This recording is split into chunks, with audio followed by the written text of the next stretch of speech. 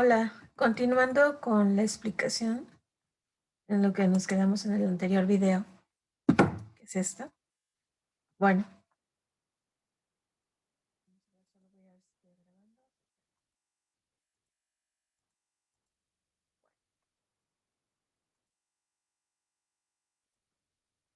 algunos conceptos importantes que son útiles para nuestra materia, para este tema. Bueno, ¿qué es producción?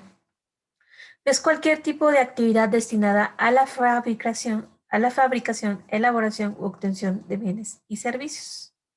Cualquier actividad que tiene una serie de pasos y procedimientos. ¿Qué es la eficiencia? Olvidemos que hay diferentes autores. El autor que ahorita estoy utilizando es Prokepenko. Capacidad de hacer las cosas bien. Eficiencia es capacidad de hacer las cosas bien, facultad de orientar algo o a alguien con el objetivo de alcanzar una determinada meta con el uso más racionado del recurso. Eficacia. Bueno, esta es la capacidad de alcanzar el efecto que se espera o se desea tras la realización de una acción, cumplir el objetivo. Eficiente, utilizar los recursos, hacer algo utilizando los recursos necesarios y suficientes, cuidando de ellos para obtener algo. La eficacia es el cumplir el objetivo y la efectividad es la capacidad de lograr el efecto que se desea o se espera. Es efectivo, tiempo y forma. Bueno, ahora es importante que nosotros veamos algunos antecedentes de la productividad. La literatura nos nombra algunos, no todos pongo, obviamente, son los padres de la productividad.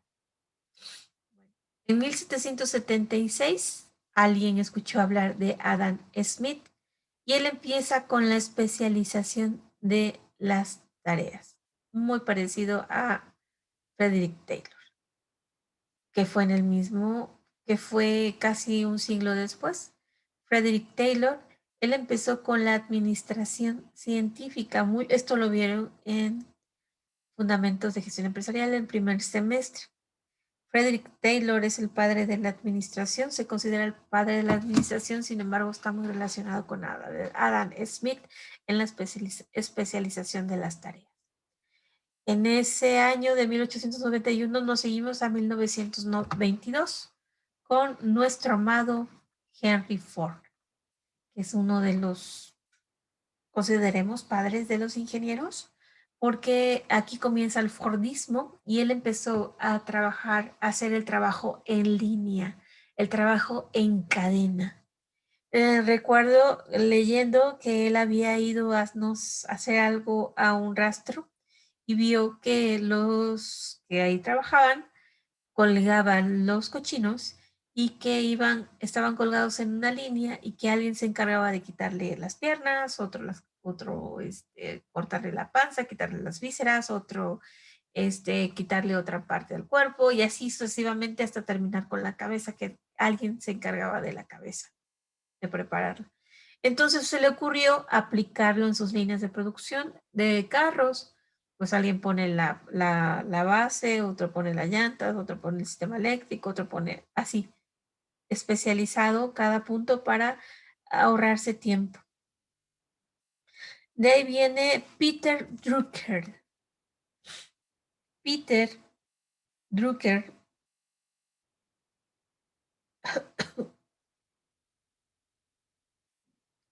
Peter Drucker fue un consultor y profesor de negocios, tratadista fue austriaco y abogado de carrera, considerado el mayor filósofo de la administración del siglo XX.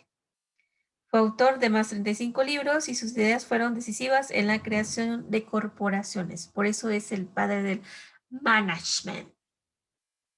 Recuerden qué quiere decir management. ¿Alguien me quiere decir? Ah, estoy sola. Es cierto. Es el nombre masculino, técnica de dirección y gestión de empresas. Si tengo mi acordeón. Continúo. Después de Peter Drucker en 1954, que fue el padre del management, seguimos con Taiichi Ohno. que todo el mundo lo conocemos, él en 1975 aplicó el sistema de producción Toyota, muy conocido y aplicado actualmente por no todos nosotros en la ingeniería. En la mayoría de las empresas se ocupa su metodología y este es un sistema integral de producción y gestión y que está relacionado, bueno, con su empresa japonesa, que él tenía la famosa Toyota. Por ahí seguimos en 1989 con Stephen Covey. Él fue el autor de Los 7 hábitos altamente efectivos. ¿Se acuerdan ese libro que se los dio a leer? Si no fue la psicóloga, creo que yo no, o tal vez sí, no sé. Pero muy bueno, muy bueno. Esta filosofía se ocupa en la mayoría de las empresas, inclusive cuando te vas a capacitar, es un tema de los que ellos no dudan en aplicar. Para 1995, Sutherland y Sheward con la metodología ágil, que ya, como si ustedes observan, ya estamos muy más contemporáneos. Y aquí ya se empieza a manejar ágil y esbelta. En el 2001, David Allen con su Getting Things Done. Aquí ya se empieza a manejar junto con la filosofía de Sutherland y Sheward, la metodología esbelta. Bueno, seguimos. Vamos a hablar de las líneas de tiempo de la productividad. Bueno, como pueden saber, si se fijan, en 1976, con la especialización Adam Smith, empieza a aparecer lo que es la productividad. De 1766 a 1833 aparece la productividad. En 1766, la palabra productividad se mencionó formalmente por primera vez. Adam Smith. En 1883, Littre definió la productividad como la facultad de producir, es decir, el deseo de producir algo. Aún no se hablaba de tiempo. En la época de los científicos, después de la época de la aparición de la productividad, la época de los científicos fue de 1833 a 1920. En 1990 era una época de científicos, de wow, influencia notable de los científicos en el sistema productivo. Empezaron a jalar científicos a los sistemas de producción. El aumento de la productividad se le atribuye a la evolución de la tecnología. No olvidemos la revolución industrial, que fue un poquito antes. Como la aplicación de los principios de la administración industrial, cuyos orientadores fueron Taylor, Gann y Hilbert. En 1905, recuerden que aquí empieza la administración científica, ¿se acuerdan? El iniciador era Frederick Taylor, que él inició con la aparición de la revolución industrial, la utilización de las máquinas de vapor y etc. Por eso se le llama época de científicos. En 1905, J. Hurley relacionó la producción y los medios empleados para lograrlo. O sea, ¿qué produzco y qué utilizo, qué ocupo para llevar a cabo la producción? Aún no hablamos de tiempos. En 1914, Henry Ford aplica la cadena de montaje por primera vez la línea de producción. Esta aplicación tiene efectos trascendentes sobre la vida del hombre y el consciente humano de la productividad. Después de la época de los científicos viene el movimiento de la productividad, de 1920 a 1960. En 1950, la OCDE, cociente que se obtiene al dividir la producción por uno de los factores de producción, Organización para la Cooperación Económica Europea. La OCDE define la productividad como el cociente que se obtiene al dividir la producción por uno de los factores de producción. Producción entre algún factor de producción. De acuerdo a la OCDE. En 1955 llega el movimiento de la productividad en México. Se crea el Centro Nacional de Productividad en nuestro amado país. En 1955, Ralph C. Davis define a la productividad como el cambio en el producto obtenido por recursos gastados. Productividad. recursos obtenidos, recursos gastados. Productividad es el producto obtenido dependiendo de los recursos gastados. Después de este movimiento de productividad, siguió lo que es el Centro Industrial de Productividad de 1960 a 1970. En 1962, Fabricants define la productividad como que siempre hay una razón entre producción y los insumos. Producción, insumos. ¿Qué tanto produzco entre lo que ocupo? De 1962 a 1965, en México, el Centro Industrial de Productividad impartió los cursos para la formación de consultores. Aquí en el 65 se empieza a se empieza a pensar en consultores especializados para profesionales de la ingeniería, la economía y la contabilidad, capacitando. Se agregaron las técnicas básicas de ingeniería industrial. Todo lo que se aplica en ingeniería industrial, medición de tiempos y movimientos. Empezamos a ver. 1965 en México, el Centro Industrial de Productividad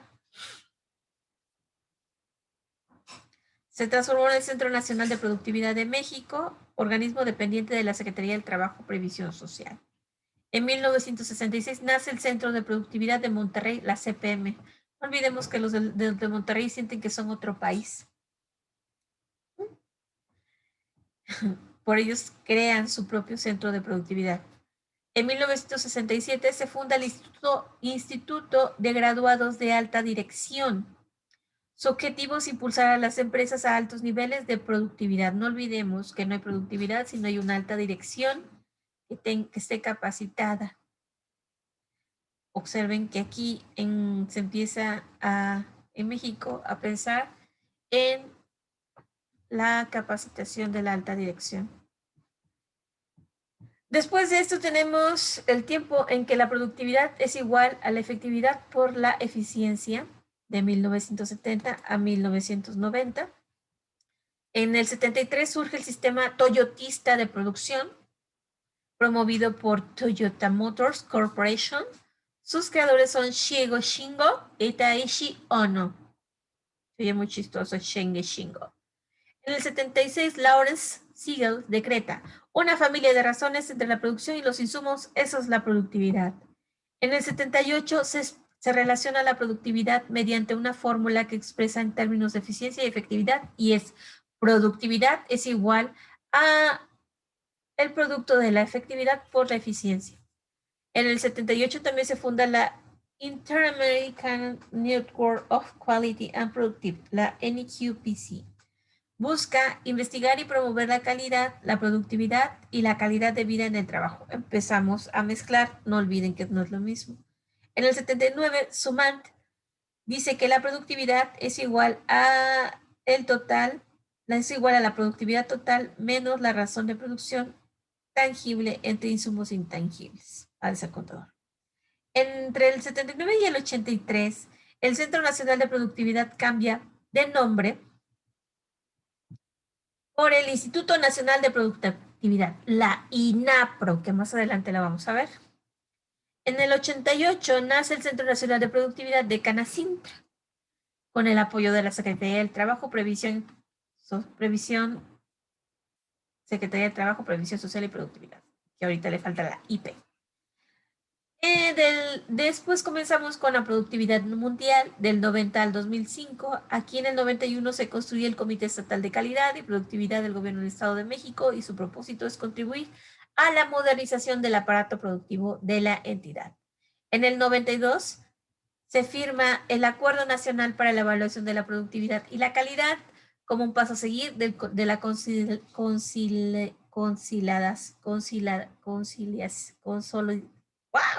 consolidación de nuestro país hacia el movimiento de la calidad. En el 99, la productividad del trabajador del conocimiento es el mayor de los desafíos del siglo XXI. En los países desarrollados es el primer requisito para la supervivencia. De ninguna otra forma pueden los países desarrollados esperar mantenerse, mucho menos mantener su liderazgo y sus estándares de vida, de acuerdo con Peter Drucker.